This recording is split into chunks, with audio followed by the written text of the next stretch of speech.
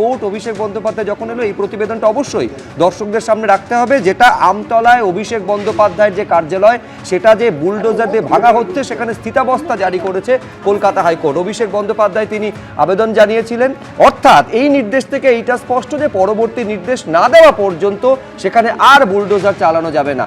এই ভবন ভাঙার আড়ালে আসলে চুরি চলছে।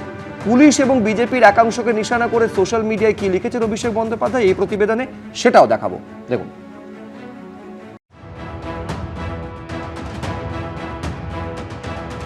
থমকে গেল অভিষেক বন্দ্যোপাধ্যায়ের আমতলার অফিস ভাঙার কাজ।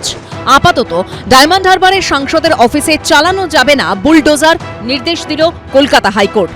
আমতলায় অভিষেক বন্দ্যোপাধ্যায়ের অফিস ভাঙার প্রক্রিয়ায় স্থিতাবস্থা বজায় রাখার নির্দেশ দিলেন বিচারপতি রাজা বসু চৌধুরী।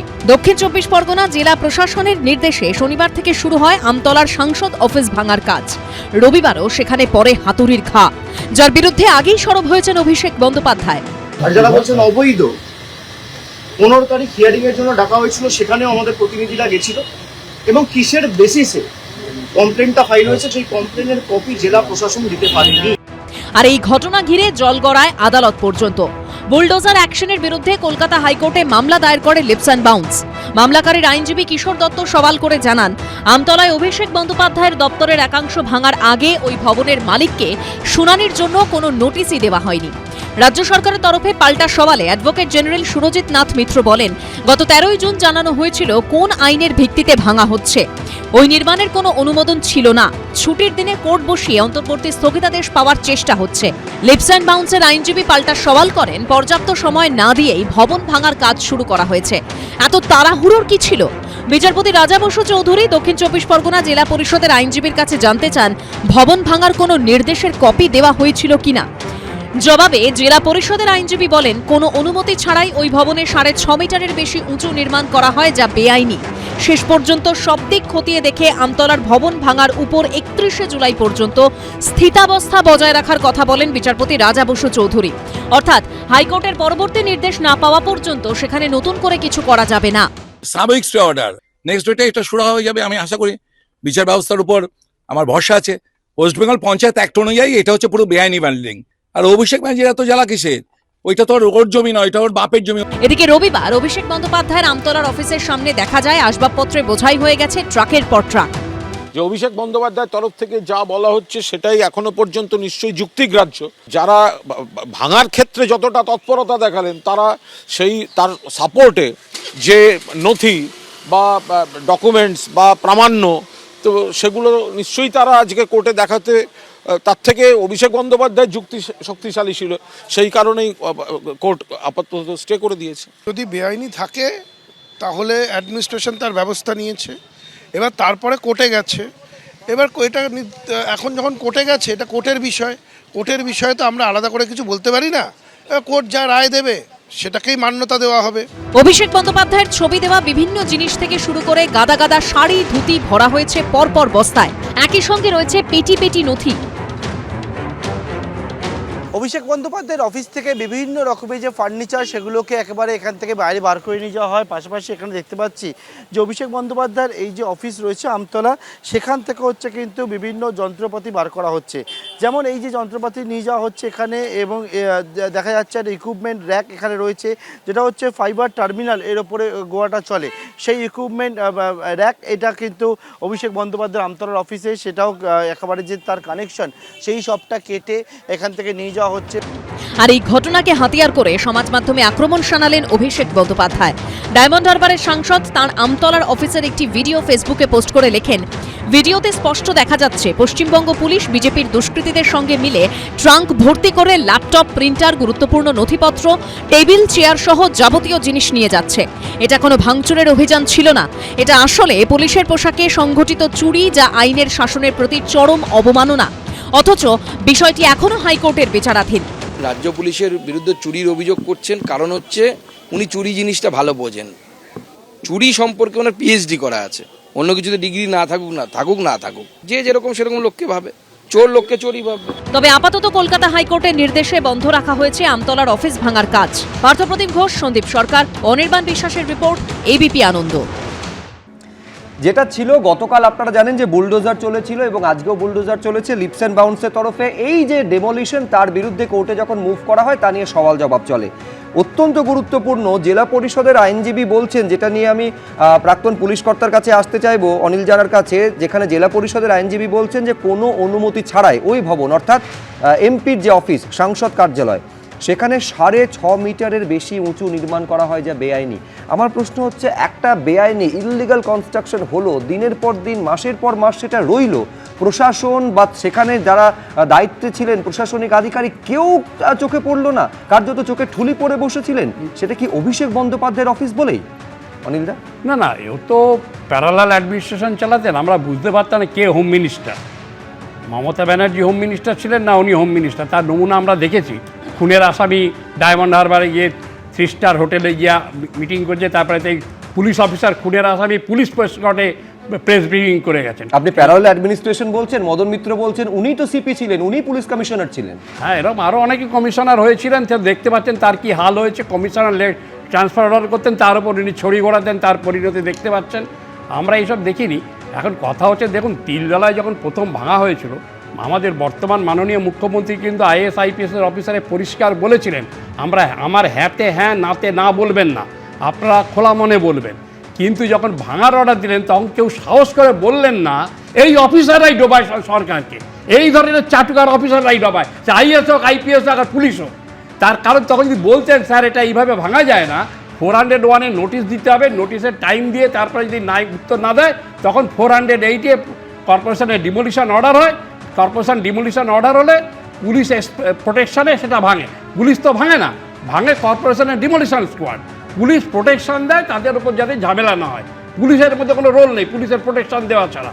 কিন্তু এক্ষেত্রে যেটা দেখা যাচ্ছে যে নোটিশ দিয়েছে, তারপরে টাইম বাউন্ড করেছেন, দেননি, তারপরে ভেঙেছে। যাই হোক, মহামান্য আদালতে বিচারাধীন, বিচারের বিভাগে দেখা যাবে। আমি বলে দিই কোর্টে কি হয়েছে। সেটা হচ্ছে নোটিশ দেওয়া হয়নি বলে যখন অভিযোগ এলো তখন রাজ্য সরকারের তরফে অ্যাডভোকেট জেনারেল সুরজিৎ নাথ মিত্র তিনি বলছেন যে গত 13ই জুন জানানো হয়েছিল কোন আইনের ভিত্তিতে ভাঙা হচ্ছে, ওই নির্মাণের কোনো অনুমোদন ছিল না, এইটা এজি বলেছেন যে নোটিশ দেওয়া হয়েছে, সাবজেক্ট টু দি ডিসিশন, কোন আইনের ভিত্তিতে ভাঙা সাবজেক্ট টু হচ্ছে দি ডিসিশন হবে, তখন আমরা সবাই জানতে পারবো। আর এখন বলছেন তখন প্রশাসন চুপ করেছিল, প্রশাসন কার ঘাড়ে মাথা আছে ওনার উপর কথা বলবে? উনি ওখানে কারুর হিম্মত ছিল ওই ডায়মন্ড হারবারে অন্য কারুর ভোট দেবার, অন্য সম্প্রদায় হিন্দুদের ভোট দেবার অধিকার ছিল? ওখানে বকল মেতে চালাতো জাহাঙ্গীর, শেখ শাহজাহান, শওকত মোল্লা, এরাই তো পুরো সাউথ ডিভিশনটাকে চালাতো। এটা অস্বীকার করার উপায় আছে? শওকত মোল্লা আজকে ধরুন তৃণমূল হয়েছে, এর আগে তো বারবার রেজ্জাক মোল্লা জিততে, আর এখন নেই আমাদের মধ্যে কারুর। তোমরা 2011-র ক্যাম্পেনটা দেখেছিলে রেজ্জাক মোল্লা? দেখাও, তোমরা দেখতে পাবে ভাঙড়ের ওখানে ক্যাম্পেন করছেন, 8-10টা ছেলে জামা উপর দিয়ে ঝোলানো, পেছনগুলো উঁচু, কোমরটা, একজনের হাতে 2টো বোম ছিল। এখন পেছনটা উঁচু, জন্য পুলিশ অফিসার হতে হয় না। এইভাবে তোমরা ভোট করেছেন, ওখানে কারুর ভোট দেয় 7 লাখই এমপি। এখন লাস্ট ইলেকশনে দেখেছো কী অবস্থা হয়েছে, 3rd পজিশন চলে গেছে। মানে এগুলো তো বললে অস্বীকার করার উপায় নেই। এখন এগুলো তো এভিডেন্স। এখন তোমরা, আমার দেশের এমন আইন, চোর চুরি করেছে দেখা যাচ্ছে, কিন্তু চোরকে চোর বলা যাবে না যতক্ষণ না জুডিশিয়ারি ততক্ষণ তাকে চোর সাব্যস্ত করছে। এই 10 বছর 12 বছরের একটা ছেলে রাজনীতিতে এসে যে পরিমাণ সম্পত্তি করেছে, এটা সাদাভাবে হয়? টাটা বিড়লা গোয়েঙ্কারও এরকম করতে পারে না। তারা হয়তো ফর্মুলাটা নেবার চেষ্টা করছিল, ইন্টারন্যাশনাল চেম্বার অফ কমার্স থেকে হয়তো অ্যাওয়ার্ড অফ এক্সিলেন্স দিত বা পেটেন্ট নিত যদি আজকে এই রেজাল্ট না হতো। আর তারপরে ঔদ্ধত্য দেখেছো, না মানে প্রধানমন্ত্রীকে, না মানে কেন্দ্রীয় স্বরাষ্ট্রমন্ত্রী, না বয়স্ক লোক 80 বছর 90 বছর বয়সের লোক বর্তমান মাননীয় মুখ্যমন্ত্রীর বাবা, তার এলাকায় গিয়ে বলছে ডাক্তার বাপকে, এটা ভাষা? আচ্ছা, আপনি যেহেতু বললেন আমি ঔদ্ধত্যের কথা বলছেন, আমি দেখাবো যে গতকাল একেবারে এই ঔদ্ধত্য দম্ভর আরেকটা প্রতিফলন। ইতিমধ্যেই আপনারা জানেন যে ডিজে মামলায় তলব থেকে শুরু করে জিজ্ঞাসাবাদ পর্যন্ত, কণ্ঠস্বরে নমুনা পর্যন্ত অভিষেক বন্দ্যোপাধ্যায় দিতে বাধ্য হয়েছেন। কিন্তু প্রশ্ন তুলছেন অনেকে যে ঔদ্ধত্য বা দম্ভে এতটুকু কি লাগাম পড়ানো গিয়েছে? গতকালকে কি বলেছেন, যেখানে ঔদ্ধত্য দম্ভ এখনো সমানভাবে রয়েছে বলে অভিযোগটা সামনে আসছে। দেখুন, ভিডিওয় যাদের দেখা গেছে তারা কেউ কিন্তু বাঁচবেন না, আইনের হাত অনেক দূর। যদি ভাবেন যে বিজেপির নেতারা আমাদের বাঁচাবে, আর যারা তৃণমূলের পার্টি অফিস ভাঙছেন, আমি তাদের বলবো যে অনেক অত্যাচার তো করেছেন তৃণমূল কংগ্রেসের নেতাদের উপর, কর্মীদের উপর। পার্টি অফিস ভাঙা, গুড়িয়ে দেওয়া, যে ধারায় যে আইনে আজকে পার্টি অফিসগুলো ভাঙা হয়েছে না, একই আইনে কিন্তু যখন আবার সরকার পাল্টাবে, বিজেপির একটা পার্টি অফিস বাংলায় থাকবে না। আমি হুঁশিয়ারি দিচ্ছি না, যে আইনে আপনি ভেঙেছেন একই আইন প্রযোজ্য করেই ভাঙা হবে। সদরবাদী এই যে দেখো আবার তোমরা দেখাচ্ছ ঔদ্ধত্য, আমি বারবার বলছি এমন ঔদ্ধত্য, এমন অ্যারোগ্যান্স, কোনো রকম আত্মসমীক্ষার কোনো চিহ্ন মাত্র নেই, কোনো রিগ্রেট নেই, কোনো অনুতাপ নেই। এখনও বলে যাচ্ছে, এখনও ভাবছে যে ও এখনও ফুল পাওয়ারে আছে, বিজেপির নেতারা নাকি বাঁচাতে আসবে। এখানে বিজেপির কোনো ফ্যাক্টর নয়, এখানে হ্যাঁ আমরা শাসন চালাচ্ছি, আমরা প্রথম থেকে মুখ্যমন্ত্রী বলে যাচ্ছে যে ইললেজিটিমেট কনস্ট্রাকশন বা ইললিগাল কনস্ট্রাকশন এগুলো বরদাস্ত করা হবে না। 5 বছর পর একটাও পার্টি অফিস থাকবে না আপনাদের। যে আইনের যে ধারায় অভিষেক বন্দ্যোপাধ্যায়ের কার্যালয় ভেঙে দেওয়া হয়েছে, 5 বছর পর সরকার বদল হলে আপনাদের একটা পার্টি অফিস এই রাজ্যে থাকবে না, অভিষেক বন্দ্যোপাধ্যায় বলছেন। সেটাই তো বলছি যে এখনো অহংকার, এখনো ঔদ্ধত্য, এটা বারবার আমি একটা ডিসকাশনে ফেরত যাচ্ছি। বহুবার আমাদের এখান থেকে বলা হয়েছিল অন্যান্য যারা থাকতো যে ও আপনারা তো প্রেসিডেন্টস রুল ছাড়া পারবেন না, আপনারা তো আর্মি না বলে পারবেন না, কিন্তু আমরা এখানে মানুষের রায় জিতেছি এবং যে মানুষ 15 বছর এই তৃণমূলের অহংকার, অন্যায়, অত্যাচার এর একেবারে বীতশ্রদ্ধ হয়ে বিজেপিকে দিয়েছে। হতে পারে বিজেপিকে খুব ভালোবেসে হয়তো অনেক মানুষ নাও দিতে পারে, কিন্তু এইরকম থাম্পিং মেজরিটি নিয়ে যে পার্টি আসে তাকে কি 3 বছর 5 বছরের মধ্যে উধাও করে যেতে পারে? আজকে অভিষেক ব্যানার্জি যে ধরনের মন্তব্য করছে, দেখো আমরা সরকার চালাচ্ছি, আমরা যে একেবারে কোনো ভুল ত্রুটি করবো না সেটাও আমি বলছি না, আমরা কোনো ফুলস প্যারাডাইসে থাকছি না, কিন্তু আমাদের উদ্দেশ্যগুলো দেখো, আমরা মানুষের জন্য করতে চাইছি। আমাদের ইন্ডাস্ট্রিয়াল পলিসি, আমাদের ফাইন্যান্সিয়াল পলিসি প্রত্যেকটা দেখো মানুষ খুশি হবে। হ্যাঁ, এখন হয়তো যেটা ট্রান্সফার অফ পাওয়ারের মধ্যে হয় একটু আধটু মানুষের হয়তো অসুবিধা হচ্ছে, কিন্তু মানুষ খুশি হয়ে আমাদের নিয়ে এসছে। সেই মানুষকে থ্রেটেন করা আজকে এই ধরনের অপমানজনক কথাবার্তা যে 5 বছর পর ওরা আবার ফেরত আসবে করে আমাদের পার্টি অফিস ভাঙবে, এটা তো মানুষকে অপমান করা, যেটা অভিষেক ব্যানার্জি বারবার করে এসছে। আজকে ডায়মন্ড হারবার মডেল বলে এত ঔদ্ধত্য। ডায়মন্ড হারবার মডেল মানে কি? ইলেকশনের 3 দিন আগে তালা বন্ধ করে রাখা হতো মানুষকে।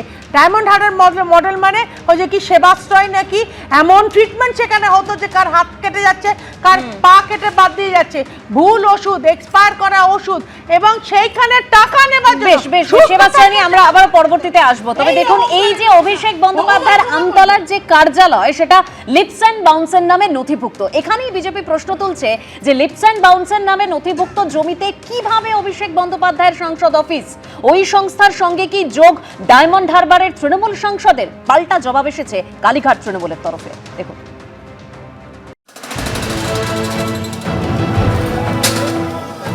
আমতলায় লিপস অ্যান্ড বাউন্সের নামে থাকা এই বহুতল ভাঙাকে কেন্দ্র করেই এখন যত বিতর্ক। এখানেই রয়েছে অভিষেক বন্দ্যোপাধ্যায়ের সাংসদ কার্যালয়, যা কাগজে কলমে নথিভুক্ত লিপস অ্যান্ড বাউন্সের নামে। সেই ভবনে বুলডোজার চলতেই আইনের দরজায় কড়া নাড়ল ওই সংস্থা, আর যার থেকে আরও একবার স্পষ্ট হয়ে গেল লিপস অ্যান্ড বাউন্সের সঙ্গে অভিষেক বন্দ্যোপাধ্যায়ের যোগ। যে এই হচ্ছে দুটি নোটিশ দেখো, একটা হচ্ছে 30/6/2026, একটা হচ্ছে 7/7/2026, এবং সেই নোটিশে স্পষ্ট করে এখানে লেখা রয়েছে, যেটা নোটিশটা দেওয়া রয়েছে হিয়ারিং নোটিশ, এবং সেখানে Amit Bandyopadhyay director leaps and bounds private limited, এবং ওনাকে উদ্দেশ্য করে এই নোটিশ এবং হিয়ারিং নোটিশ, এবং সেখানে বলা হচ্ছে এই ঠিকানার কথা উল্লেখ করে প্লট নাম্বার করে 509, 512 এই প্লট নাম্বার, খতিয়ান নাম্বার দিয়ে বলা হচ্ছে যে 15/7/2026 দুপুর 2টোয় হিয়ারিংয়ের জন্য ডাকা হচ্ছে। এর আগে প্রাথমিকে নিয়োগ দুর্নীতি মামলায় সামনে আসে লিপস অ্যান্ড বাউন্সের নাম। সেই সময় অভিষেক বন্দ্যোপাধ্যায় নিজেই স্বীকার করেন তিনিই ছিলেন এই সংস্থার সিইও। আমি এখনো এই পদে আছি। এবার সেই সংস্থার নামে নথিভুক্ত বহুতলে বুলডোজার চলতেই কলকাতা হাইকোর্টে মামলা করা হয়। তাহলে ওই লিপস অ্যান্ড বাউন্স আর মমতা মানে অভিষেক ব্যানার্জি এক হয়, এটা তো বহু পুরনো তত্ত্ব, এটার মধ্যে নতুনত্ব কি আছে? এটা তো বহু পুরনো তত্ত্ব। লিপস অ্যান্ড বাউন্সের মালিক যে অভিষেক, এটা আমরা আগেও জানি। লিপস অ্যান্ড বাউন্সের শুধু অভিষেক না, অভিষেকের বাবা, অভিষেকের মা, অভিষেকের বাড়ির আরো অনেক আত্মীয়রা যুক্ত আছে লিপস অ্যান্ড বাউন্সের সাথে। এটা তো পুরনো কথা। বুলডোজার অ্যাকশনের বিরুদ্ধে কলকাতা হাইকোর্টে মামলা দায়ের করে লিপস অ্যান্ড বাউন্স, যার প্রেক্ষিতে রাজ্য সরকারের তরফে অ্যাডভোকেট জেনারেল সুরজিৎ নাথ মিত্র বলেন, আমতলায় 507 দাগ নম্বরের জমিতে থাকা বেআইনি নির্মাণ ভাঙা হচ্ছে। লিপস অ্যান্ড বাউন্স কিনেছে তার আশপাশের 509, 512 দাগ নম্বরের জমি, ফলে ওরা এই মামলা করতেই পারে না। মামলাকারীর আইনজীবী কিশোর দত্ত পাল্টা সওয়াল করেন, যদি তাই হয় তাহলে কোন প্রেক্ষিতে লিপস অ্যান্ড বাউন্সের নামে নোটিশ দেওয়া হলো? দক্ষিণ 24 পরগনা জেলা পরিষদের আইনজীবী জবাবে বলেন, সুশান্ত মণ্ডল নামে এক ব্যক্তির অভিযোগের প্রেক্ষিতে তাদের এক্সিকিউটিভ ইঞ্জিনিয়ার সেখানে অনুসন্ধান করে দেখেন ওই ভবনেই ডায়মন্ড হারবারের সাংসদের অফিসের নামে বেআইনি নির্মাণ করা হয়েছে। রাজ্য সরকারের আইনজীবী হিসেবে অ্যাডভোকেট জেনারেল সওয়াল করেন, যেহেতু নিয়োগ দুর্নীতি মামলায় লিপস অ্যান্ড বাউন্সের বিরুদ্ধে ইডি তদন্ত করছে, তাই এক্ষেত্রে ইডির বক্তব্যও শোনা উচিত। যে পার্টি অফিস তাহলে এখানে এই দলে পশ্চিমবাংলা সারা ভারতবর্ষে যে যত পার্টি অফিস আছে তাহলে সবার বিল্ডিং প্ল্যান আইনমতো স্যাংশন সব কিছু আছে কিনা, কোনো ডেভিয়েশন আছে কিনা চেক করা হতো। এটা যে রাজনৈতিক প্রতিহিংসা থেকে করা যাচ্ছে এটাই তার প্রমাণ, যে বেছে বেছে তৃণমূল কংগ্রেসের অফিসকেই ভাঙা হচ্ছে। এটা কিন্তু সম্পূর্ণভাবে রাজনৈতিক প্রতিহিংসার ব্যাপার। প্রশ্ন হলো, লিপস অ্যান্ড বাউন্সের জমিতে তৈরি ভবনে কিভাবে নিজের সাংসদ অফিস করেছিলেন Abhishek Bandyopadhyay? Lips and bounce একটা কোম্পানি, যেখানে তার বাবা আছেন, মা আছেন, স্ত্রী আছেন, কালীঘাটের কাকু আছেন, আর তিনি সিইও হিসেবে আছেন। অতএব তাদের পরিবারের এবং তার এটা একটা কোম্পানি, এবং কেন্দ্রীয় তদন্তকারী সংস্থা অনেক দিন আগেই বলেছিল যে এতে অনেক বেআইনি লেনদেন আছে। পার্টি অফিস পার্টির নামে থাকবে, যে কার থেকে লিজ নেবেন কিন্তু পার্টির নামে থাকবে, কিন্তু লিপস অ্যান্ড বাউন্স মালিকানা, তাহলে পার্টিটার মালিক তো লিপস অ্যান্ড বাউন্স হয়ে যাচ্ছে। কলকাতা হাইকোর্টে জরুরি ভিত্তিতে শুনানির প্রেক্ষিতে বিচারপতি রাজা বসু চৌধুরী 31শে জুলাই পর্যন্ত আমতলার ওই বহুতল ভাঙার উপর স্থিতাবস্থা জারি করেন। এই সংক্রান্ত মামলার পরবর্তী শুনানি হবে হাইকোর্টের রেগুলার বেঞ্চে। সন্দীপ সরকার, সত্যজিৎ বৈদ্য ও সৌমিত্র রায়ের report, ABP Ananda. Leaps and বাউন্সের সিইও কে অভিষেক বন্দ্যোপাধ্যায়, তিনি নিজেই বলেছিলেন। আর অন্যদিকে তৃণমূল কংগ্রেসের সর্বভারতীয় সাধারণ সম্পাদক অভিষেক বন্দ্যোপাধ্যায়। তাহলে কোথাও গিয়ে লিপস অ্যান্ড বাউন্স এবং তৃণমূল কংগ্রেস সমার্থক হয়ে গেল।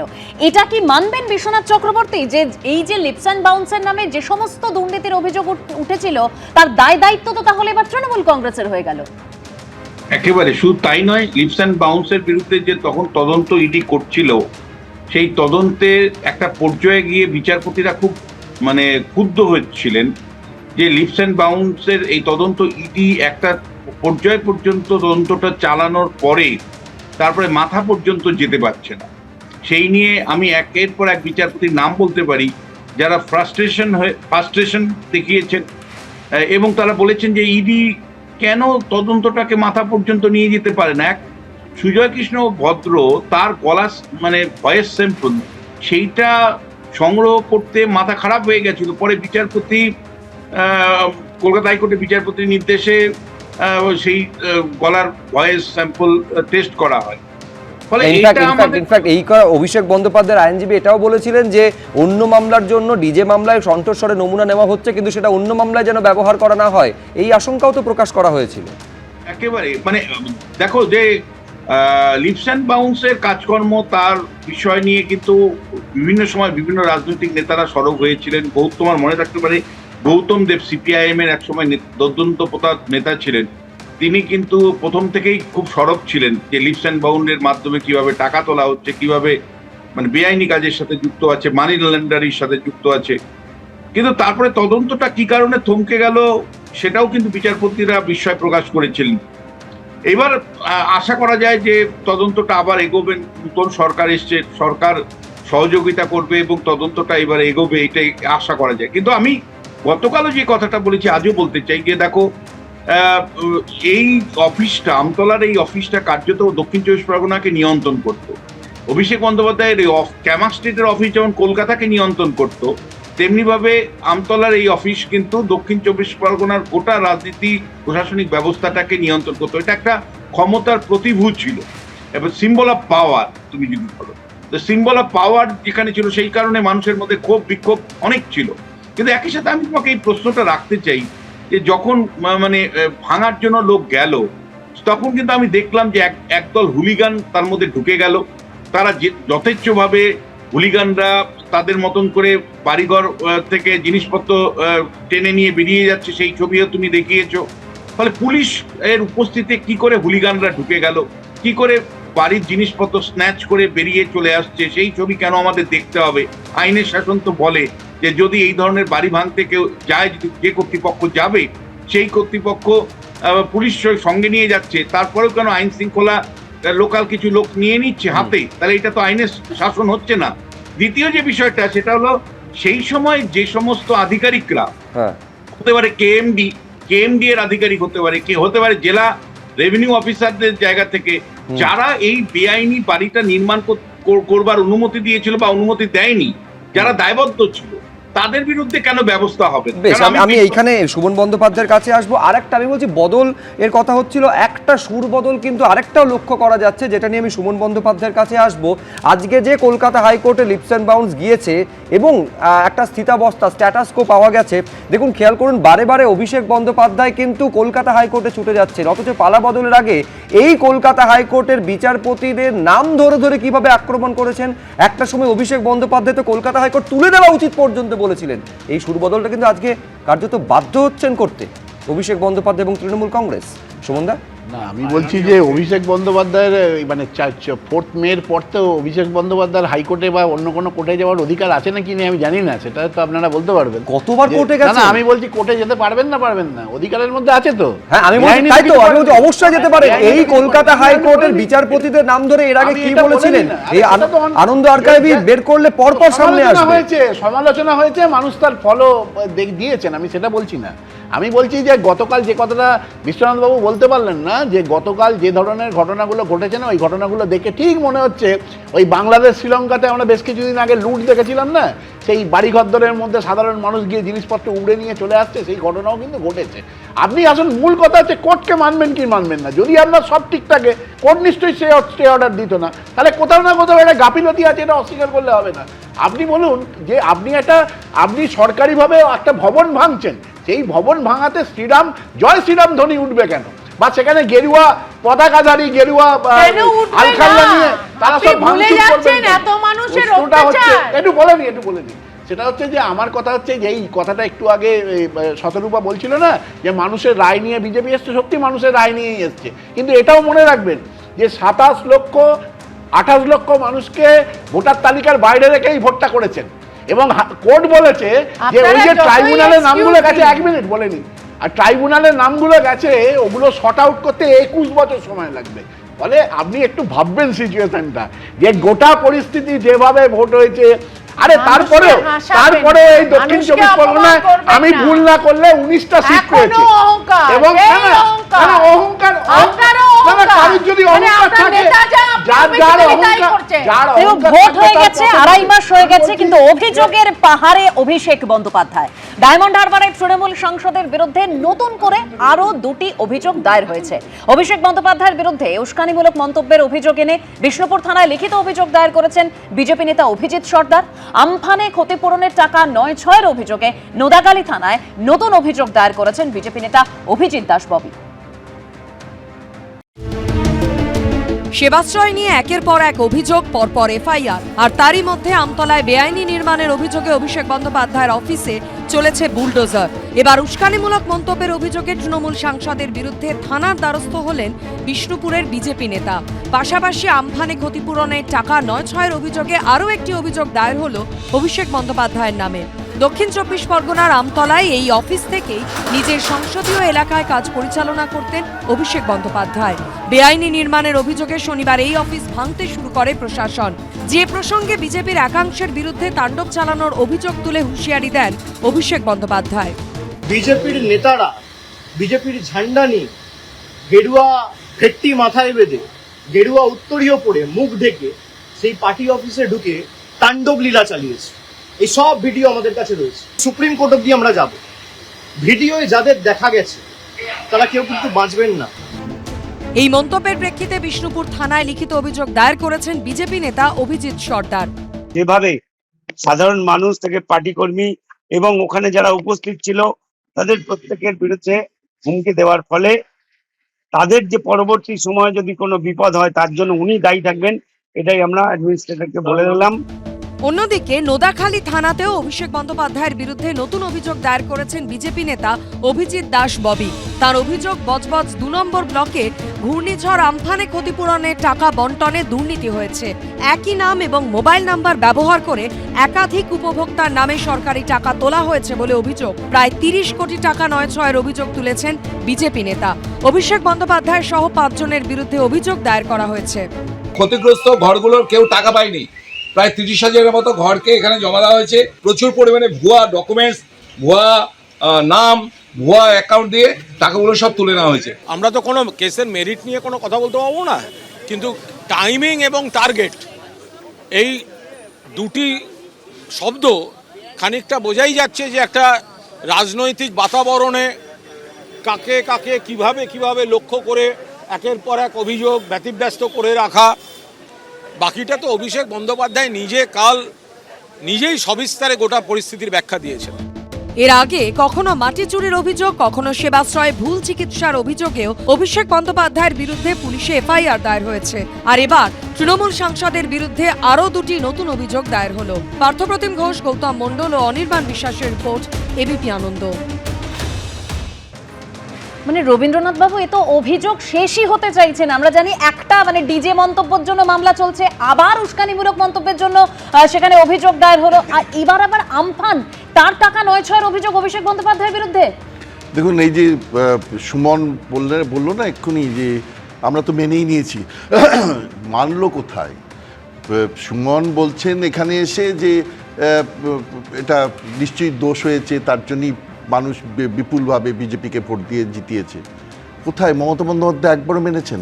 আমার মনে আছে 2011 সালে সিপিএম এই দম্ভ বিভিন্ন কারণে মানুষের যে ক্ষোভ, সেটার পরে তাদের যখন পতন হলো, তারা একটা বিভিন্ন জায়গায় কমিউনিক দিয়েছিল যে তাদের ভুল হয়েছে, তারা অনুতপ্ত, এই জাতীয় জিনিস লিখেছিল। একটা অভিষেক বন্দ্যোপাধ্যায়, মমতা বন্দ্যোপাধ্যায় একবারও বলেছেন যে এত চুরি, এত দুর্নীতি দেখা যাচ্ছে? উনি একবারও সে সম্পর্কে বলেছেন? কিচ্ছু বলেন। বস্তুতপক্ষে এই যে লিপস অ্যান্ড বাউন্স দিয়ে আপনি বলুন, লিপস অ্যান্ড বাউন্স যে অবৈধ সম্পত্তির জন্ম দিয়েছে, এই নিয়ে অভিযোগ 2014 সাল থেকে চলছে। গৌতম দেব এটা নিয়ে সরব হয়েছিলেন। তরুণজ্যোতি তিওয়ারি আয়ের সঙ্গে অসঙ্গতিহীন মামলা 2022 সালে করেছে, সে মামলা আজও চলছে। কিন্তু বিষয়টা হচ্ছে এমন একটা, এবং আজকে তো দেখা যাচ্ছে আবার আমফানের চুরির মামলাও হচ্ছে। নানা জায়গায় উনি নিজেই এখনও জানেন না, উনি বলছেন যে আমি জানিই না। মানে এগুলো কত অ্যারোগ্যান্স, আমি জানিই না, আমি হাইকোর্টের কাছে জানতে চেয়েছি আমার বিরুদ্ধে কতগুলো মামলা আছে। কি ওনার যে কি চাহিদা তা বুঝি না। কিন্তু অনিলদা যে কথাটা বললেন সেটা একটা ইম্পর্টেন্ট ব্যাপার, যে আমাদের জুডিশিয়াল প্রসেসে চোর হলেই চোরকে ধরে আমরা ইনস্ট্যান্ট জাস্টিস দিতে পারি না। নিশ্চয়ই ডিউ প্রসেস অফ ল, যেটা কনস্টিটিউশনের আর্টিকেল 21-এ রিফ্লেক্টেড হয়, সেই ব্যাপারটা কিন্তু মেনটেন হয়নি। তার জন্যই কোর্ট আজকে থামিয়ে দিয়েছেন। এটা নয় যে লিপস অ্যান্ড বাউন্স অন্যায় করেনি, লিপস অ্যান্ড বাউন্স কোনো কিছু করেনি, কিন্তু ইনস্ট্যান্ট জাস্টিস দেওয়া আমাদের বিচার ব্যবস্থায় সম্ভব নয়, উচিত নয়। এবং সেটা যদি দিতে যায় তাহলে কিন্তু সেটা বুমেরাং হয়ে যাবে, যেটা হয়ে গেল, হাইকোর্ট স্টল করে দিল টেম্পোরারি। কিন্তু সেটা এই যে এটা টেম্পোরারি হলো, কোনো দরকার তো ছিল না। এটা due process of law maintain করে যদি বাড়িটা ভাঙা হতো কোনো অসুবিধা ছিল না। এবার নোটিশ দিয়েছে, কিন্তু আমি আইনের আওতার মধ্যে যাচ্ছি না, কারণ আমি আইনজীবী নই। কিন্তু আমি এইটুকু বুঝেছি, হাইকোর্ট যখন থামিয়ে দিয়েছে তার মানে কোনো জায়গায় একটা due process of law interfere হয়েছে, বিঘ্নিত হয়েছে, তার জন্যই তারা থামিয়ে দিয়েছে, স্টে অর্ডার দিয়েছে। স্টে অর্ডার মানে বলেনি রেস্টোর করতে হবে, যে স্ট্যাটাসকো মেনটেন করে স্টে অর্ডার দিয়েছে। এই রকম একটা পরিস্থিতিতে আবার নতুন করে আমফানের ব্যাপার, গোটা রাজ্যটাতে চুরির একটা খনি তৈরি করেছে, অথচ সে নিয়ে না মমতা বন্দ্যোপাধ্যায় না অভিষেক বন্দ্যোপাধ্যায়, তুমি তো নিজেও বলতে পারেন যে এই যে অভিযোগগুলো সে বলবার তার হিম্মত আছে? বেশ, দেখুন, চোর চুরি এবং দুর্নীতি নিয়ে যখন এত আলোচনা হচ্ছে, আমাকে এখানে অবশ্যই সোনা পাপ্পুর প্রসঙ্গ উল্লেখ করতে হবে। তৃণমূলের সোনার ছেলে বলে বারে বারে বিজেপি অভিযোগ করেছে। সেই কোট আনকোট সোনার ছেলে সম্পর্কে ইডি তার দ্বিতীয় সাপ্লিমেন্টারি চার্জশিটে যে দাবি করেছে তা মারাত্মক। সেখানে বলা হচ্ছে যে বেআইনি নির্মাণে আইনি বাধা বিপত্তি এড়াতে ঘুষ বাবদ কোটি কোটি টাকা খরচ করেছিল সোনা পাপ্পু। তার মধ্যে পুলিশ রয়েছে, কলকাতা পুরসভার আধিকারিক রয়েছে, তাদেরকেও বিপুল অঙ্কের টাকা ঘুষ হিসাবে দিয়েছিল। অঙ্কটা কত, কি রয়েছে চার্জশিটে, দেখুন এই প্রতিবেদনে। সোনা পাপ্পুর কাছে সোনার খনি না থাকতে পারে, তবে তার কাছে যে কার্যত টাকার খনি ছিল তা এক প্রকার নিশ্চিত তদন্তকারীরা। এনফোর্সমেন্ট ডিরেক্টরেটের দেওয়া দ্বিতীয় সাপ্লিমেন্টারি চার্জশিটে তেমনই তথ্য সামনে এসেছে। তোলাবাজি, জমি দখলের মামলায় 18 মে সোনা পাপ্পুকে গ্রেপ্তার করে এনফোর্সমেন্ট ডিরেক্টরেট। সম্প্রতি তার নামে নগর দায়রা আদালতের ইডি স্পেশাল কোর্টে দ্বিতীয় সাপ্লিমেন্টারি চার্জশিট পেশ করে ইডি।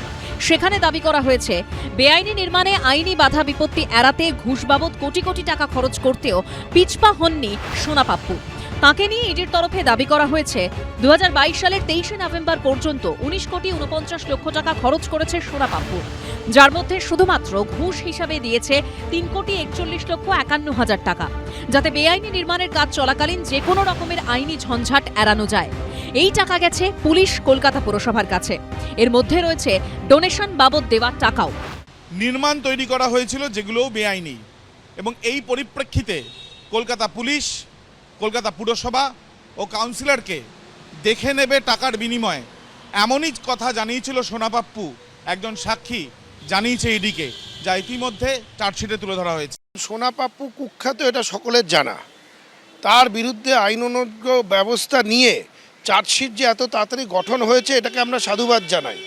ক্রিমিনালরা সবসময় বলে যে তারা কারুর না কারুর ঘনিষ্ঠ, বিশেষ করে তারা যদি রাজনীতির ব্যক্তিত্ব হন, তো এরকম তো বলেই থাকে। এ তো তদন্ত করবে পুলিশ, তদন্তকারী এজেন্সি, তারা এটা তদন্ত করবে, করে যেটা পাবে সেটা হবে। ইডির সাপ্লিমেন্টারি চার্জশিটে আরও দাবি করা হয়েছে 3 কোটি 41 লক্ষ 51 হাজার টাকার মধ্যে শুধু পুলিশকেই সোনা পাপ্পু দিয়েছেন 1 কোটি 46 লক্ষ 40 হাজার টাকা। তৃণমূল কাউন্সিলরকে দেওয়া হয়েছে 1 কোটি 11 লক্ষ 50 হাজার টাকা। কলকাতা পুরসভাকে দেওয়া হয়েছিল 27 লক্ষ 70 হাজার টাকা। আর ডোনেশন বাবদ দেওয়া হয়েছিল 55 লক্ষ 91 হাজার টাকা। এ যেন সোনা পাপ্পুর পেরোল। ইডির চার্জশিটে তুলে ধরা হয়েছে এক সাক্ষীর বয়ান, যেখানে এক ব্যক্তি যিনি সাক্ষী তিনি জানাচ্ছেন যে সোনা পাপ্পু তাকে জানিয়েছে যে সে তৎকালীন শাসক দল তৃণমূল কংগ্রেসের সদস্য, তৎকালীন প্রাক্তন মন্ত্রী এবং বর্তমান বিধায়ক জাভেদ খান ও প্রাক্তন বিধায়ক দেবাশিস কুমারের ঘনিষ্ঠ, এবং সেই জন্যই সে সমস্ত বিষয় দেখে নেবে। কসবায় সোনা পাপ্পু তৃণমূল আশ্রিত ছিল না, তৃণমূল সোনা পাপ্পু আশ্রিত ছিল একটা সময়ের পরে। জাভেদ খান থেকে শুরু করে দেবাশিস কুমার থেকে শুরু করে যে নামগুলো শোনা যাচ্ছে সঠিকভাবেই শোনা যাচ্ছে, তারা সবাই তখন ভালো তৃণমূল হয়ে গেছে, তারা সবাই তখন বিজেপি আশ্রিত তৃণমূল হয়ে গেছে। সুতরাং এই যাবতীয় চার্জশিট এই সোনা পাপ্পু আর শান্তনুতে এসে থেমে যাবে। এই সময় 91 নম্বর ওয়ার্ডে 5টা ইললিগাল কনস্ট্রাকশন সোনা পাপ্পুর লোকেরা এই সময় চালিয়ে যাচ্ছে, রাজ্যের এখন বিজেপি সরকার তাও। সুতরাং এরকমভাবে যদি ক্রিমিনালরা 15 বছর ধরে এই কাজগুলো করার পরে এখন রাতারাতি ভালো তৃণমূল হয়ে যায়, তাহলে মানুষ কোথায় যাবে? শুধু বিপুল টাকা ঘুষ হিসেবে দেওয়াই নয়, ইডির সাপ্লিমেন্টারি চার্জশিটে আরও যে দাবি করা হয়েছে তা হল প্রভাবশালীদের নাম নিয়ে আশ্বাস দিতেন সোনা পাপ্পু। কোনো নথি ছাড়াই হস্তান্তর করা হয়েছে বেআইনিভাবে তৈরি হওয়া ফ্ল্যাট। বিক্রির সময় রেজিস্ট্রেশন পর্যন্ত করা হয়নি। দেবাশিস কুমার হোক বা অন্য কারো উনি কাছের হোক, এই সোনা পাপ্পু নামের মধ্যেই সোনা, সবাই সোনা মোনা করেই রাখতো তাকে। আর যে পয়সা দেয় তাকে তো সবাই সোনা মোনা করেই রাখবে। যারা এইসব নিয়েছে, দেখুন পাপের পয়সা, এই পয়সা হজম হবে না সহজে। মুখ্যমন্ত্রী বলছেন 80 থেকে 90টা বেআইনি কনস্ট্রাকশন এক ব্যক্তি করেছেন এবং তার ছেলে। মুখ্যমন্ত্রী নাম বলছেন, কিন্তু তাদের বিরুদ্ধে পুলিশ অ্যাকশন নিচ্ছে না। এই যে কোনো লোকাল তোলাবাজ কাদের টাকা দিয়েছে তাদের নাম শোনা যাচ্ছিল, যেই তারা শিবির বদল করছে সঙ্গে সঙ্গে দিচ্ছে। তাহলে পুলিশ, সেন্ট্রাল এজেন্সি, এগুলোকে তো ব্যবহার করা হচ্ছে। আর কোথায় গেছিল সোনা পাপ্পুর ঘুষের টাকা? আর কারা কারা সুবিধা নিয়েছেন নজর রাখছে ইডি। আবির দত্ত, হিন্দোল দে, ঐশী মুখোপাধ্যায়ের রিপোর্ট, এবিপি আনন্দ। তার মানে বেআইনি নির্মাণে যাবতীয় যা আইনি বাধা সেটাকে সরানোর জন্য কাকে কাকে ঘুষ দিয়েছে সোনা পাপ্পু বলে ইডি দাবি করছে। তার মধ্যে পুলিশ রয়েছে, তৃণমূল কাউন্সিলর, তৎকালীন শাসক দলের কাউন্সিলর এবং কেএমসির আধিকারিক রয়েছে। তার মানে একেবারে একটা নেক্সাস কাজ করছিল। আপনাদের মনে থাকবে এর আগে ইডি কোর্টে দাবি করেছিল যে পুলিশ, প্রমোটার এবং ক্রিমিনালের একটা নেক্সাস। আমার প্রশ্ন হচ্ছে অনিল জানার কাছে যে ইডি তার মানে এইবার তদন্তের রাডারে প্রত্যেকের ভূমিকা কি তদন্তের আওতার মধ্যে আসবে? এই নেক্সাসটা ভাঙার এবং তদন্তের গভীরে যাওয়ার মাথা পর্যন্ত যাবে ইডি? দেখুন, আমি যে কটা থানায় ওসিগিরি করেছি সব কটাই কমিউনালি এবং ক্রিমিনালি সেন্সিটিভ। দুটো জিনিস একদম আমি বারবার বলেছি, মেন হচ্ছে সাট্টা এবং আনঅথরাইজ কনস্ট্রাকশন। এইগুলো হচ্ছে যত রুট অফ অল ট্রাবলস। এ থেকে বেনিফিটেড হয়, পুলিশের চেয়ে বেশি বেনিফিটেড হয় লোকাল কাউন্সিলর, লোকাল মস্তান এবং নেতারা। কিন্তু এইগুলো যদি বন্ধ করা যায় দেখবেন স্মুথলি চলবে। প্রথমত আপনার ট্রাবলটা স্মুথলি চালার কারণ হচ্ছে এইগুলোই বন্ধ করা। আর দ্বিতীয় কথা হচ্ছে, এবং আমি বারবার বলেছি, এই যদি পুলিশ, কর্পোরেশন, নেতা যদি না পয়সা দিতে হতো, নেতারা আজকাল পয়সা নেয় না, অনেকে বেনামিতে ফ্ল্যাট নিয়ে নিচ্ছে, এবং তাহলে প্রতিটি ফ্ল্যাটের পার স্কোয়ার ফুট 1,500 থেকে 2,000 টাকা কম হতো এবং কোয়ালিটি ভালো হতো। এর আগে যখন এই সরকার যখন সিন্ডিকেট চালু করেনি, তার আগে যে কনস্ট্রাকশনে কাউকে পয়সা, পুরনো বিল্ডিংগুলো তো কত শক্ত, কত মজবুত, তারাই 2 বছর অন্তর টিল্টেড হয়ে যাচ্ছে না। এই যে আপনার খিদিরপুর না বজবজে দুখানা বিল্ডিং পড়ে মারা গেল, দুটো বিল্ডিংয়ে দেখেছে ঠেকে গেছে, স্যাংশন হয়ে গেছে। আপনি গার্ডেন রিচের কথা বলছেন? গার্ডেন, আপনার lbs, local assistant engineer, executive engineer, যাদের দেখা কেউ দেখবে না, অদৃশ্য কারণে এরা চুপচাপ থাকে। এইটাই হচ্ছে কারণ। আর যার জন্য এই সোনা পাপ্পু, মিনি ফিরোজ, এই তারপরে ম্যাক্সি, মিডি, এরা সব বেড়ে ওঠে। এদের বেড়ে ওঠানোর পুলিশ মাথায় হাত না থাকলে, পুলিশের মাথায় হাত না থাকলে ওরা করতে পারে, সাহস পায়। বারবার এখানে একটা কথা বলা হয়েছে যে বিজেপি আশ্রিত তৃণমূল, বিজেপি কি তৃণমূল ভালো তৃণমূল, এই কথাগুলো উপরে কমপ্লিটলি অবান্তর। এবং বলছে কারা? যাদের কোনো অস্তিত্ব নেই সিপিএম, বলছে কারা? যাদের আদৌ কোনো লোকজন আছে কিনা কালীঘাট তৃণমূল। আমার এখানে খুব পরিষ্কার ইডি বলছে যে জাভেদ খান, দেবাশিস কুমারের ঘনিষ্ঠ হচ্ছে সোনা পাপ্পু, যারা এই মুহূর্তে ঋতব্রত তৃণমূলে রয়েছে। ডেফিনেটলি। তুমি একটা জিনিস একটু লজিক্যালি ভাবো, এখনো আমাদের 1.5 মাস হয়নি, এখনো কিছু পুলিশ আছে, বেশি হয়ে গেছে। 4 মে থেকে আজকে 2.5 মাসের না, তুমি 9 মে বলো, যবে থেকে মুখ্যমন্ত্রী হয়েছে। আমি একটা গভর্নেন্স তৈরি হতে 2 মাসের উপর। হ্যাঁ, ঠিক আছে, ওকে, তাই যদি হয়, অনেক বড় নয়, এটা ঠিক। সময়টা এতটা নয় যে এক্ষুনি সব একেবারে ধুয়ে মুছে সাফ হয়ে যাবে, সোনার কাঠি রূপোর কাঠি দিয়ে একেবারে পশ্চিমবঙ্গ ভীষণ ঝকঝকে তকতকে হয়ে যাবে। সময় লাগছে, আমি মানলাম, কিন্তু এটাও ফ্যাক্ট যে তুমি যে এলাকাগুলো দেখো সোনা পাপ্পু অপারেট করছে, বালিগঞ্জে বিধায়ক আমি জিততে পারিনি, তৃণমূলের বিধায়ক ওখানে, এই কংগ্রেস বলো, কসবা বলো, সেখানেও তৃণমূলের বিধায়ক। তো এখনও তার মানে পুলিশ এখনও চেষ্টা করছে তাদের ছত্রছায়া থাকতে। এই নেক্সাসটা ভাঙতে হবে। তোমার মনে থাকবে কিছুদিন আগে, মানে মন্ত্রী হবার কিছুদিন আগে অগ্নিমিত্রা বুলডোজার নিয়ে গেছিল খোদ কসবা লেনের মধ্যে। তার মানে অলরেডি অ্যাকশন নেওয়া হতে শুরু করেছে। সোনা পাপ্পু তো ওটাই তো প্রশ্ন, যে সেটাই অজ্ঞাত কারণে বন্ধ হয়ে গেল কেন? প্রশ্ন তো হচ্ছে এটাই যে যেটা শুরু হয়েছিল, যেই মুহূর্তে তারা শিবির বদল করলেন সঙ্গে সঙ্গে সেই কাজগুলো বন্ধ হয়ে গেল। কারণ এখানে এইটাই তো তৃণমূল কংগ্রেস বারে বারে অভিযোগটা করে, মানে কালীঘাট তৃণমূল অভিযোগটা করে যে বিজেপি ঘনিষ্ঠ ঋতব্রত তৃণমূল বিজেপির স্বার্থ সার্ভ করছে, সেই কারণে কাজগুলো বন্ধ হয়ে গেছে। বিজেপি ঘনিষ্ঠ একেবারেই নয়, তোমরা আমাকে 100 বার বলতে বলে আমি 100 বারই বলবো, কিন্তু এটা কোনো মতেই এটা ভাববার কারণ নেই যে সব বন্ধ হয়ে গেল।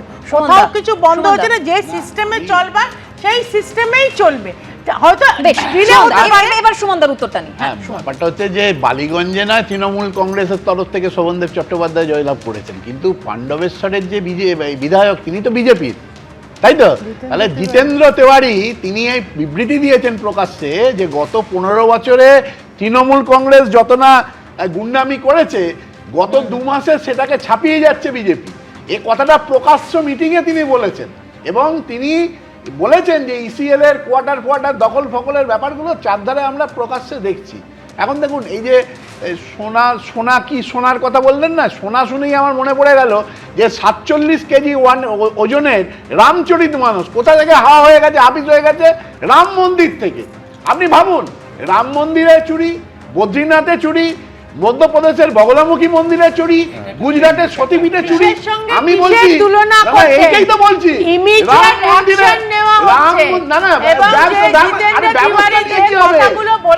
আটকানো যায়নি, থাকে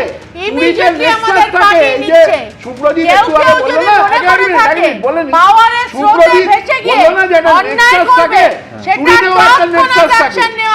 যে কমিটি রাম মন্দিরে 15 জনের যে কমিটি ছিল, সেই কমিটি বলতে দিতে হবে তো কি মুশকিল, যে কমিটি 15 জনের কমিটি ছিল রাম মন্দিরে, তার জন্য 12 জন সেন্ট্রাল গভর্নমেন্ট তাকে নমিনি করে পাঠিয়েছিল। ফলে এই দায় দায়িত্বটা কিন্তু সেই জায়গায় যারা শাসক তাদের উপর পড়ে। সেটাই বলছি, চুরি চুরি পশ্চিমবঙ্গে চুরি হলো চুরি, আবার সেটা ইউপিতে চুরি হলো চুরি, গুজরাটে চুরি হলো চুরি।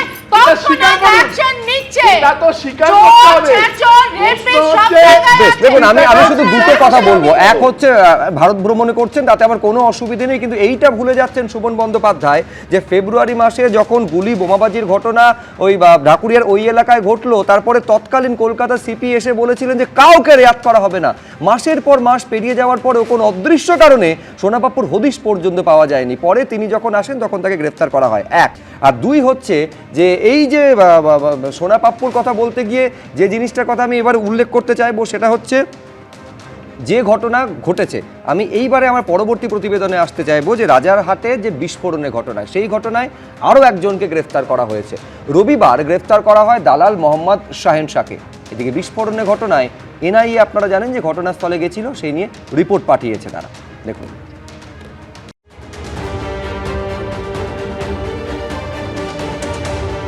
কলকাতার উপকণ্ঠে হাই প্রোফাইল এলাকা নিউ টাউন, আর সেই নিউ টাউন লাগোয়া রাজারহাটই শুক্রবার কেঁপে উঠেছে বিস্ফোরণে। দক্ষিণ নারায়ণপুরের একটি বাড়িতে বিস্ফোরণের ঘটনায় আগেই গ্রেফতার করা হয়েছিল মূল অভিযুক্ত এবং ভাড়াটিয়া মোহাম্মদ শামীম ওরফে সেলিমকে। আর এবার গ্রেফতার করা হলো মোহাম্মদ শাহিন শাহ নামে এক দালালকে। শুক্রবার রাজারহাটের দক্ষিণ নারায়ণপুরে বিকট শব্দে বিস্ফোরণ ঘটে, ধোঁয়ায় ঢেকে যায় চারদিক। বিস্ফোরণের পরই ঘটনাস্থলে পৌঁছয় এনআইএ। রবিবার এই ঘটনায় রিপোর্ট পাঠালো তারা। সূত্রের দাবি, রিপোর্টে উল্লেখ রয়েছে ওই বাড়ির একটি ঘরে বোমা রাখা হয়েছিল।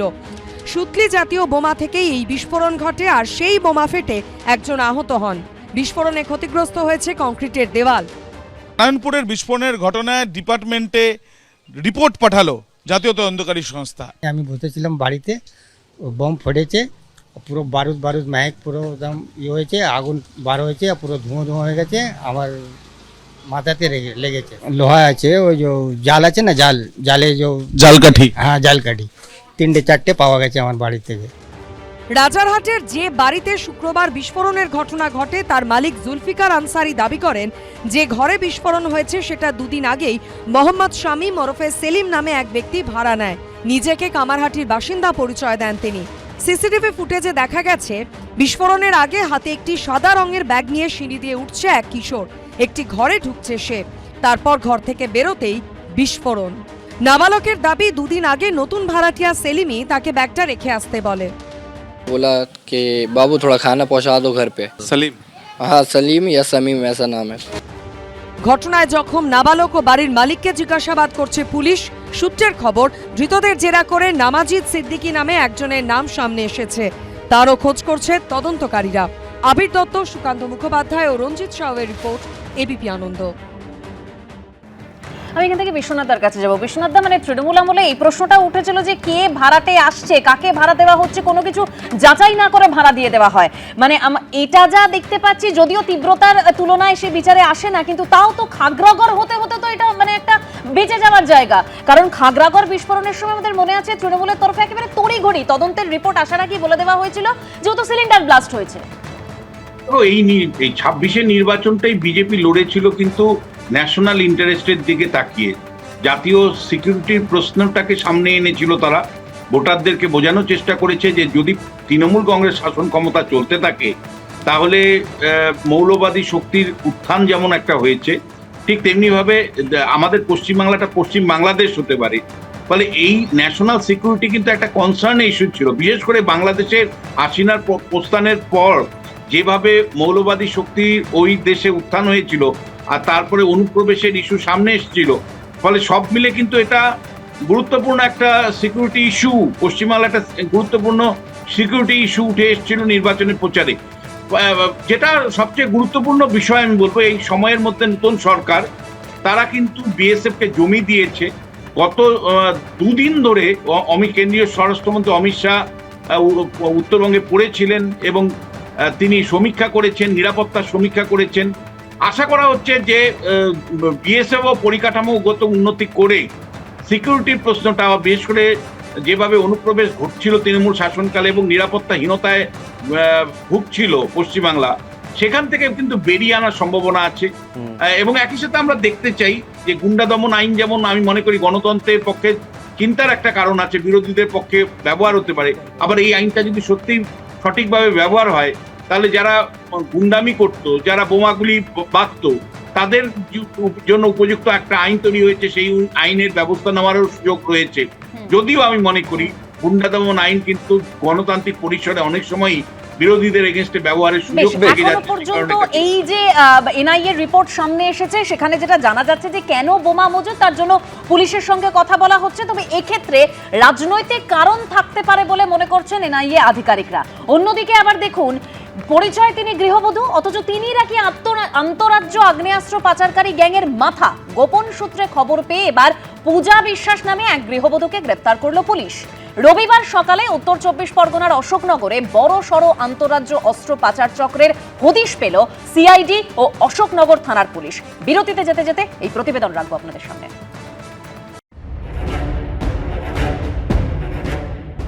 সন্দেহ ছিল আগেই, সেই মতো আগে ভাগে ওঁত পেতেছিল পুলিশ। প্রথমে ম্যাজিক ভ্যান থামানো, তারপর শুরু হলো তল্লাশি। আর ব্যাগ খুলতেই কার্যত চোখ কপালে ওঠার জো। ব্যাগের ভিতরে ঠাসা আগ্নেয়াস্ত্র, ম্যাগাজিন, কার্তুজ, কি নেই সেখানে। রবিবার 7 সকালে উত্তর 24 পরগনার অশোকনগরে এভাবেই আন্তঃরাজ্য অস্ত্র পাচার চক্রের হদিশ পেল সিআইডি এবং অশোকনগর থানার পুলিশ। আর এই বিপুল আগ্নেয়াস্ত্র ও কার্তুজ সহ যে মহিলাকে গ্রেফতার করল পুলিশ, তিনি নিজেকে গৃহবধূ হিসেবে পরিচয় দিয়েছেন। নাম পূজা বিশ্বাস, বাড়ি হাবড়া পুরসভার 12 নম্বর ওয়ার্ডে। প্রাথমিকভাবে তদন্তকারীদের দাবি, বিহার থেকে অস্ত্র এনে হাবড়ায় তা বিক্রির ছক কষা হয়েছিল। ভোরবেলা ম্যাজিক গাইড থেকে এক ভদ্রমহিলাকে নিয়ে এই আমাদের স্মার্ট পয়েন্টের সামনে ওনারা আটক করে। আটকের পরে ওনাকে জিজ্ঞেস করা হয় কোথা থেকে এসছেন বা কী বৃত্তান্ত, উনি ঠিকভাবে বলতে পারেন না।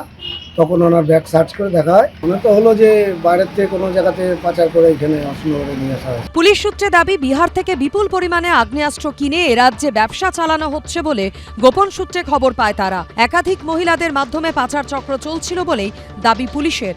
লোকাল পুলিশে আমাদের হেল্প নিয়ে আমাদের এসওজি টিম আছে সিআইডিতে, ভোরওয়ালা ওখানে গিয়ে রেড করে with help of the local police আমরা অনেক কিছু অস্ত্র আর আর্মসগুলো রিকভারি হয়েছে। এবার আমাদের দেখতে হবে কোথা থেকে নিয়ে আসা হলো। ও তো প্রথমে জবলপুর থেকে বেরিয়েছে, তারপরে এখানে এসছে, তারপরে কোথায় ডেস্টিনেশন, এগুলো it's a matter of investigation. এটা আমরা রুট পর্যন্ত যাব, যেখান থেকে আসছে আর যেখানে যাচ্ছে। রবিবার সকাল 6টা নাগাদ অশোকনগরের 8 নম্বর মোড় এলাকার কাছে একটি ম্যাজিক ভ্যান এসে দাঁড়ায়। আগে থেকেই সেখানে ওঁত পেতেছিল সিআইডি ও অশোকনগর থানার পুলিশ।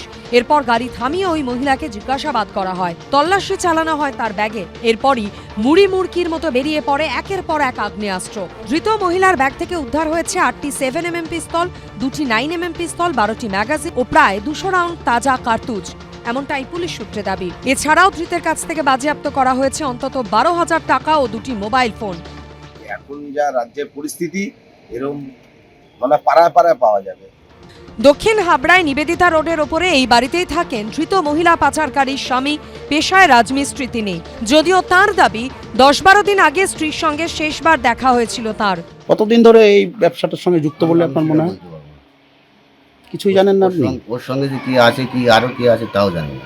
তদন্তকারীরা মনে করছে যে একজন গৃহবধূকে অস্ত্র পাচারকারী হিসেবে ব্যবহার করে অভিনব ছক নিয়েছেন এই অস্ত্র পাচারকারী চক্রের পান্ডারা। গোয়েন্দাদের প্রাথমিক অনুমান, যাতে কেউ সহজে সন্দেহ না করে সেই কারণেই অস্ত্র পাচারের গ্যাংরা মহিলাকে ব্যবহার করেছে, যিনি আবার নিজেকে গৃহবধূ হিসেবে পরিচয় দিয়েছেন। পূজা বিষয় যে অ্যারেস্ট হয়েছিল, আগেবার भी একটা কেসে উনি দত্তপুকুর কেসে অ্যারেস্ট হয়েছিল, কিন্তু অনেক দিন ধরে এগুলো মহিলা এরকম একটা ক্যারিয়ার থাকবে এটা অনেক দিন পরে একটা আমরা পেয়েছি। তো এটা আমরা ডিপলি দেখতে হবে কি আছে না আছে।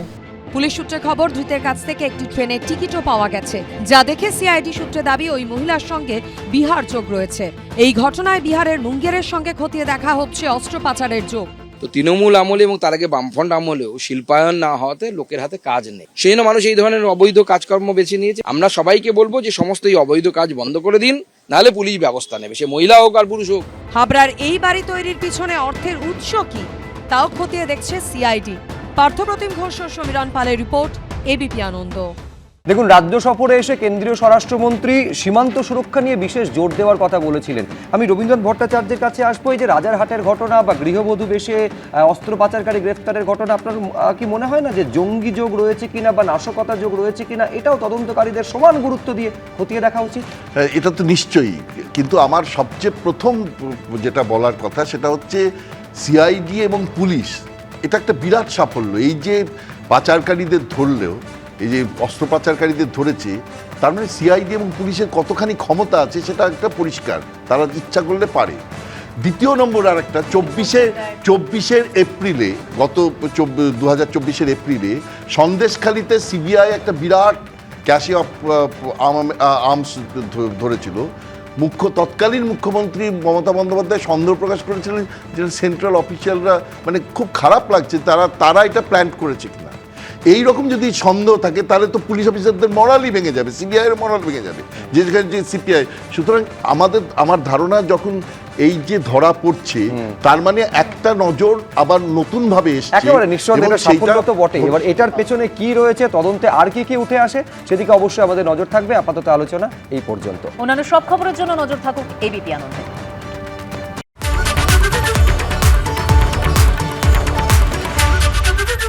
এবিপি আনন্দ, এগিয়ে থাকে, এগিয়ে রাখে।